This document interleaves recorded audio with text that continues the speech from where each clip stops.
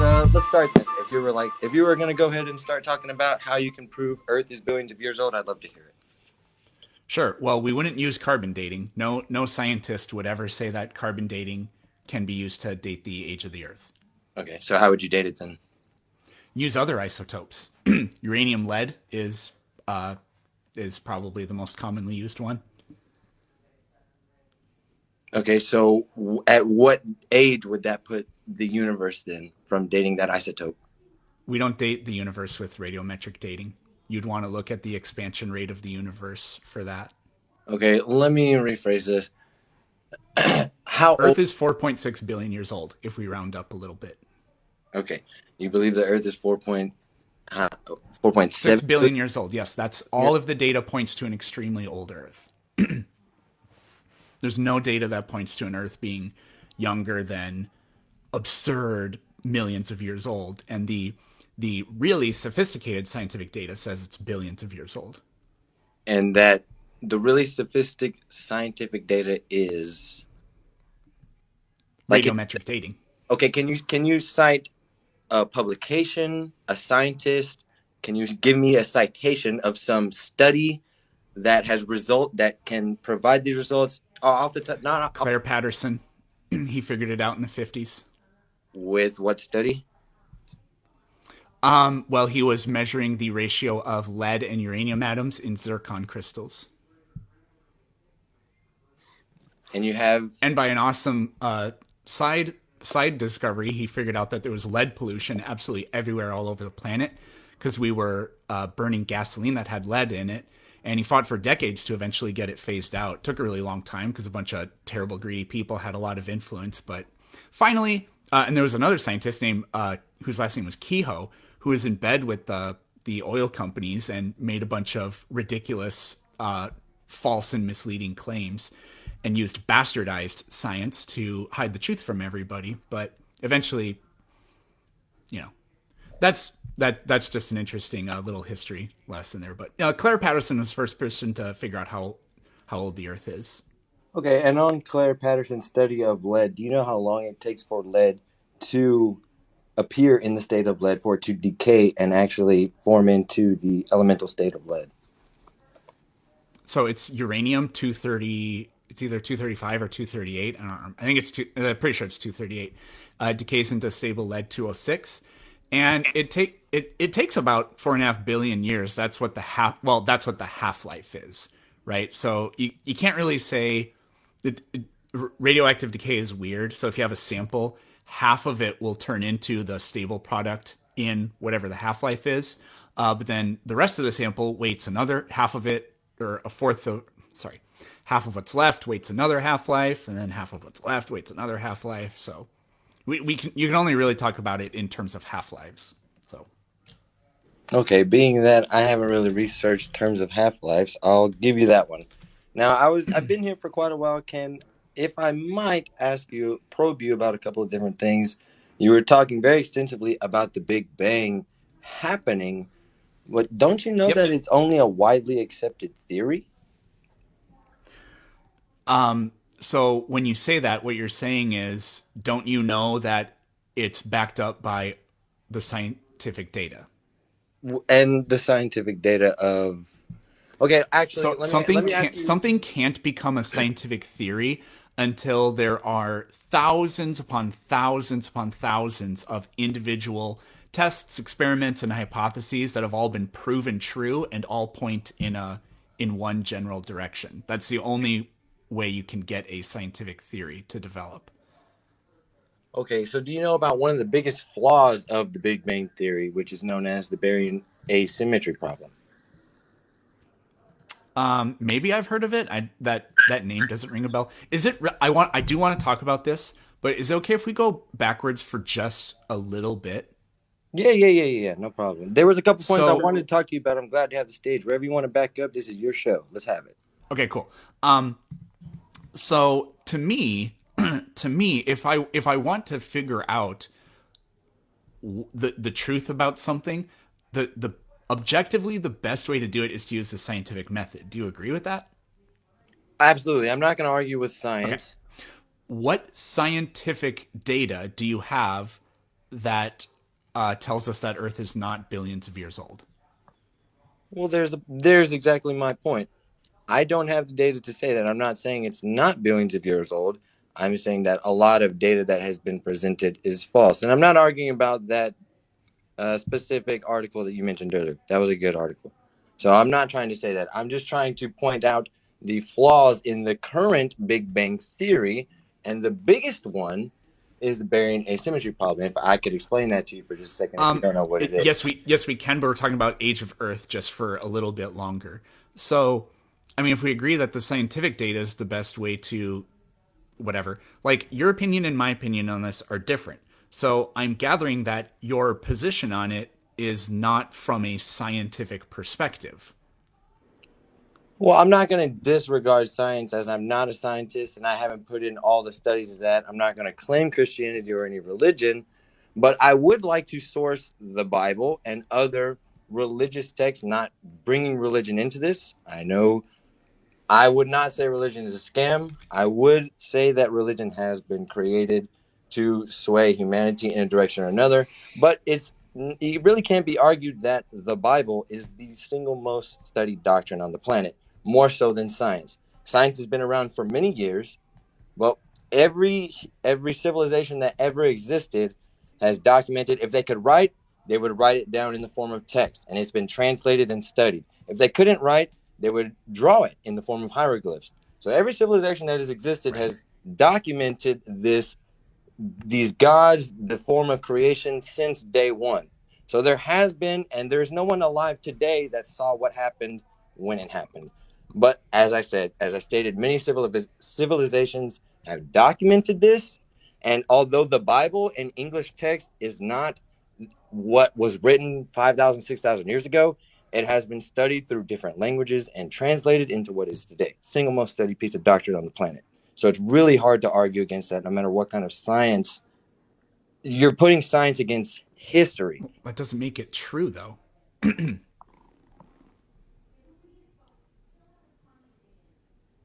I'm not saying it's true. I'm saying this is what every civilization. Yes, I know, but we're trying to talk about how old is Earth and what's the best way to figure that out. And like your position on how old Earth is doesn't come from a scientific perspective.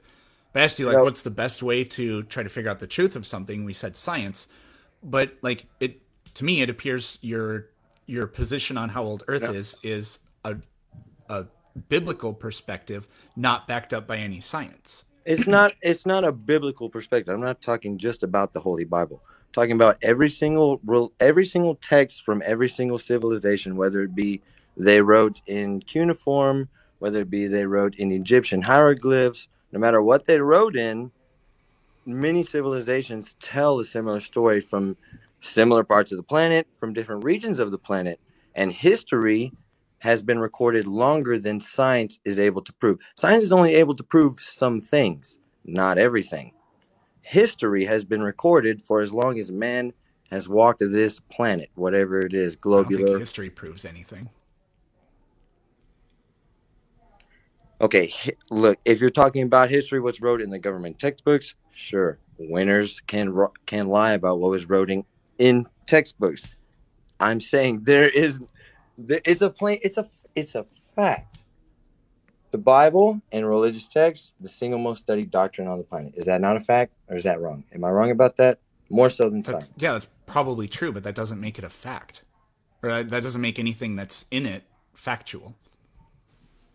I mean, Julius Caesar's probably the single most studied author of all time. Maybe you could argue Paul. Let's say that William Shakespeare is the. Wait, did I say Julius Caesar? Because I meant William Shakespeare. That's all right. What did I say? I don't remember what I say. Let's just. I don't remember. But let's say Shakespeare's the second most studied author ever. If Saint Paul is the first or whatever. So, does that mean that Shakespeare's plays are about things that really happened? No. Of course not. Do you know that Shakespeare is? I did say Julius Caesar. Oh, yeah, you did. I was thinking the play Julius Caesar, because I was going to say even though Shakespeare's widely studied, it doesn't make the tragedy of Julius Caesar a true story. So I confused myself by thinking of two things at the same time. All good. In the heat of the moment, people can make mistakes. I'm not going to discredit anything you've said It because of was the making a mistake. heat of the moment. But I would like to say that William Shakespeare wasn't a singular person. We don't even know who William Shakespeare was since you're going to cite him. We don't know What? if Yeah, it we was a do. singular person We or know a where group his of body people. is. We don't know if it was a singular person or a group of people. But let's not go on a Not with tangent like 100% that. certainty. There are some weird conspiracies that, for example, Francis Bacon wrote all of his plays, but Precisely. Shakespeare may have had some co-writers, but we like to say that.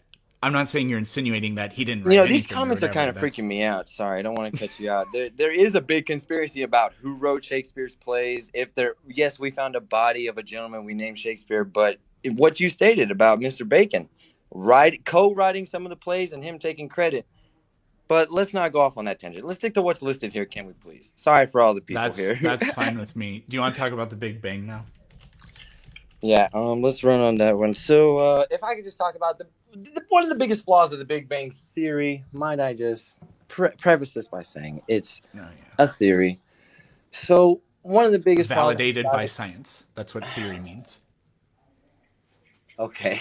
Well, So, that's what theories are. Like the reason we have the reason we have an atomic theory is because of innumerable numbers of very sophisticated, high rigor scientific theories that have proven uncontrovertibly that protons, neutrons, and electrons exist, and they exist in these specific quantities for these specific elements, and they have a particular arrangement. So we have a nucleus and then electrons occupying orbitals inside of energy levels.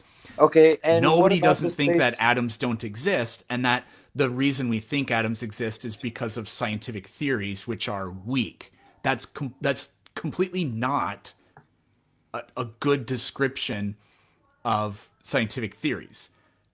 Or like saying atomic theory is weak because, or saying the claim that atoms exist, that's just a theory. That's so ridiculous of a thing to say. But all scientific theories are backed up by the same standards and quality of evidence, and the Big Bang is no exception. I'm not saying that atoms, protons, neutrons don't exist. Actually, I would even believe in the theory of I know everything. you're What not, about the but you're 99% criticizing the Big absence of Bang freedom? based I'm on the not title, based on the title of the idea. And if you're going to apply that kind of skepticism, then you need to apply that skepticism equally, or you're not being consistent. Good sir, I was not there when the universe was created. I do apply the skepticism And equally, I'm and I not the am. size of a subatomic particle. I've never seen an atom. I will never see an atom. But I don't doubt the data given to us by the scientific method because it's proven itself to be reliable. I really appreciate having intelligent debates. You seem like an intelligent gentleman, so I would finally like to present my point about the biggest flaw of the Big Bang Theory. Sure. About it was stated that there should be equal amounts of matter and antimatter. Okay, so about the fact that there's way more matter than antimatter in the universe, even though the Big Bang should have created equal amounts of both. It's weird because matter and antimatter should have destroyed each other, leaving nothing behind. This is actually the premise and the statement that the Big Bang Theory offers. Scientists do not know why this happened, why there is more physical matter than antimatter, and there are You're right. so many ideas, but nobody knows for sure. One of them that I just mentioned was the theory of everything, which is the string theory, because as we know, 99% of the universe is actually inobservable. The space between those atoms you were talking about, those particles that shouldn't have been able to form if the Big Bang, was absolute and created equal amounts of both particles, then those things wouldn't even have been able to form. The Big Bang Theory states that nothing happened for so long, nothing happened to that nothing, and everything came out of nothing. If I translate the Big Bang Nope, Theory down into not what the Big Bang Theory says. Okay, let's just not disregard what I've said, although about the asymmetry problem. I just You're right translated about it the into, asymmetry into problem. this into the simplest terms.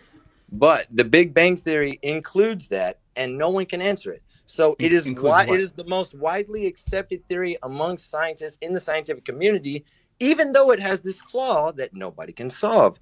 Although the string theory presents common solution to that, as well as doctrination such as the Bible. But I'm not specifically the Bible. There are many religious texts. Like I said, many civilizations have documented this throughout history. But I'll go ahead and let you say what you can say to solve that one single major flaw in the Big Bang Theory that keeps me from believing it as a full theory. Sure. You're totally right about the matter matter asymmetry, and it's unresolved. But first of all, if you were trying to say that the Big Bang Theory says the universe came from nothing, that's not the Big Bang Theory. It doesn't postulate what made the universe begin to exist in any way. But so the Big Bang is. Do you agree that we live in an expanding universe? I no, I wouldn't agree with that. Why not?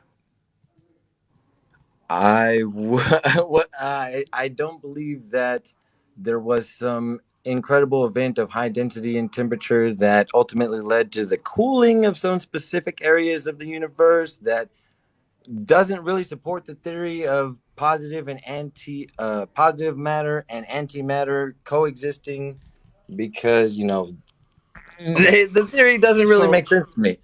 well, okay, I'm not asking about the matter antimatter incongruity that we have, but like as far back as 1929, scientists looked at the farthest away galaxies and noticed that the light coming from them was the wrong color because you can get a Doppler shift of light.